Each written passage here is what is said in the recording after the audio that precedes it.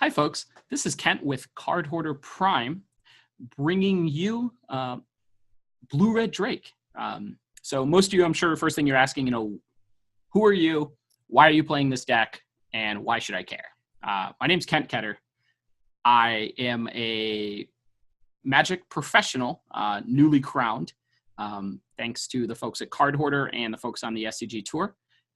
I am going to be providing you with content in the realm of hot decks of the week. And I am really hoping that I can kind of showcase all of the lovely, lovely decks that are coming around from Magic, as we see them. And I'm going to give you first take, hot take, just a non-practiced interpretation of my views of the deck. That includes, maybe some fumbling plays, maybe not the most optimal sideboarding, but I'm trying to show you my thought process and what has brought me some success on the tour. Maybe not so much on the Pro Tour, but on the SCG Tour. And I love playing on the tour. And I think one of the best things about it is I get to kind of up my game and tweak it every single week. So Blue Red Drake, for those unaware of the deck, it is a recent powerhouse that's emerging in the Magic Online Pauper queues and maybe at your local Pauper events. The deck highlights a 3-card combination. Each card individually has some great applications in the deck, but together they create a mana producing loop. To say it is infinite is ignorant of the fact that we have to go through the functions on Magic Online. But anyway, Archaeomancer, returning an instant or sorcery, great in a deck full of instants or sorceries. Peregrine Drake untaps 5 lands, and then Ghostly Flicker. So Ghostly Flicker is going to let you blink out the Mancer and the Drake. It's going to bring them back. The Archaeomancer will target the Flicker. The Drake will then untap 5 lands. That's netting you 2 mana. If you have Boilerworks, it'll net you an additional 1 for each Boilerworks that you untap. From there, you get to produce a bunch of mana. It's about 15 seconds a loop, give or take. If you're really lucky, you have like one of each different kind of land in play. It's very easy to select them. From there, you will generate a bunch of mana, draw some cards with Muldrifter or some of the other options in the deck, like Compulsive Researches, and eventually get to the point where you're at 20 mana and you get to torch them for more than enough to close out the game.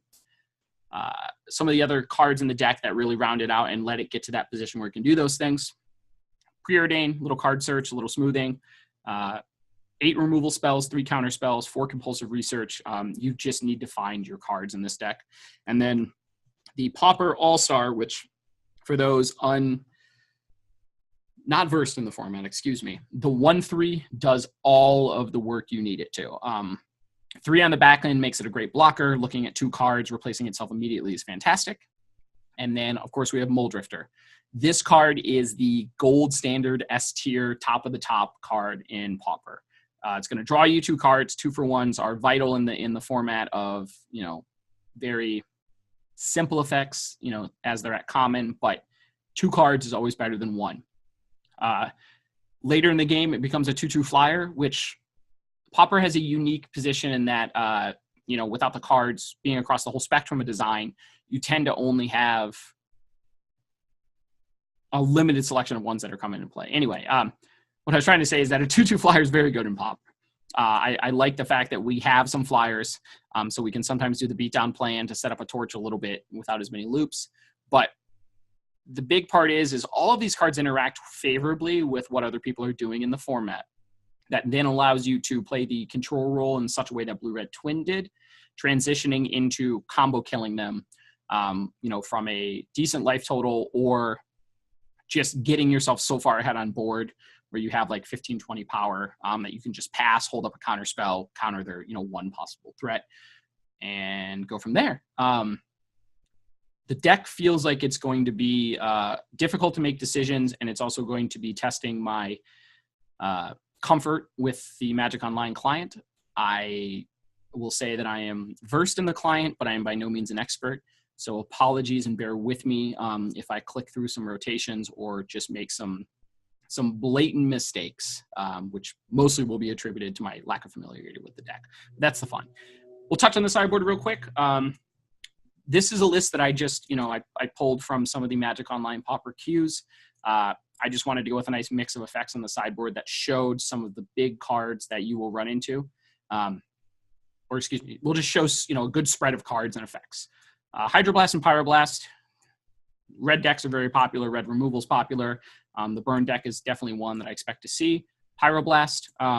Blue cards are the standard for card advantage in the format. So having access to a couple Pyroblasts mean we can make our deck just a little bit more efficient where it matters. We can really, just try to win the counter wars as well with that. Dispel gives us an upgrade in the matchups where we need it. Also helps quite a bit, against the true burn decks and not just the red aggressive decks. Electrickery is the go-to sweeper in Pauper. In red. Doesn't seem like much, but there's a good amount of X1s. If people are on the Sprout Swarm deck, it does a lot of work there. Relic for the mirror. Any other graveyard strategies?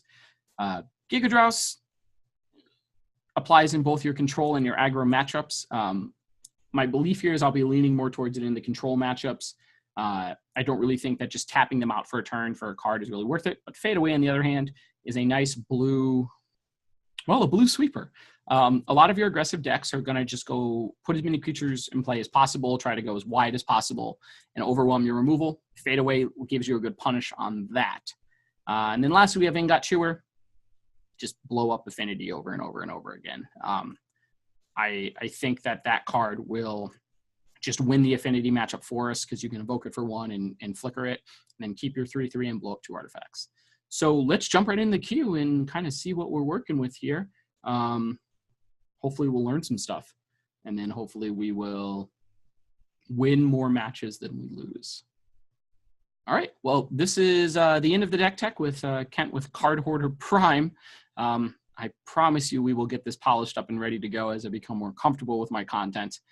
So, let's go learn some things and have a good time.